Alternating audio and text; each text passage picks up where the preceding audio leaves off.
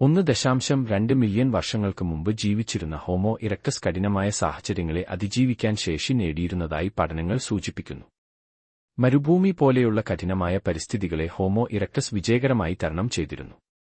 ലോകത്തെ ഏറ്റവും പ്രശസ്തമായ പാലിയോ ആന്ത്രോപോളജിക്കൽ പ്രദേശങ്ങളിൽ ഒന്നായ ടാൻസാനിയയിലെ ഓൾഡുവായ് ഗോർജിൽ നടത്തിയ പഠനങ്ങളിൽ നിന്നാണ് ഹോമോ ഇറക്ടസ് 1.2 മില്യൺ വർഷങ്ങൾക്ക് മുമ്പ് മരുഭൂമിയിൽ ജീവിക്കാൻ ശേഷി നേടിയിരുന്നു എന്ന് കണ്ടെത്തിയത്.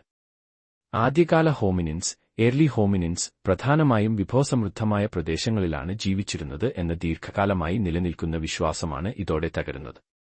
അതായത് ജലദൗർലഭ്യം നിറഞ്ഞതും കടുത്ത ചൂട് നിലനിൽക്കുന്ന, വിഭവങ്ങൾ തീരെ ശുഷ്കിച്ചതുമായ വരണ്ട പ്രദേശങ്ങളിലും ഹോമോ ഇറക്ടസ് ജീവിച്ചിരുന്നു.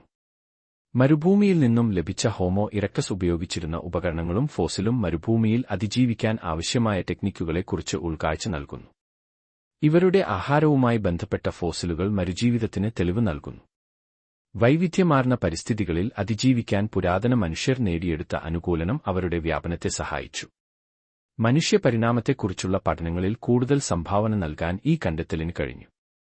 അസോട്ടോപിക് അനാലിസിസ്, ഫോസിൽ തെളിവുകൾ എന്നിവ ഉപയോഗിച്ച് പാരിസ്ഥിതിക സാഹചര്യങ്ങൾ ഗവേഷകർ പുനർനിർമ്മിച്ചു. ഹോമോ ഇറക്ടസിന്റെ അതിജീവൻ തന്ത്രം എങ്ങനെയായിരുന്നു എന്ന് ഗവേഷകർ മനസ്സിലാക്കി. ഇതിനെക്കുറിച്ചുള്ള പഠനം അറിയപ്പെടുന്നത് journal nature communication earth and environment എന്നാണ്.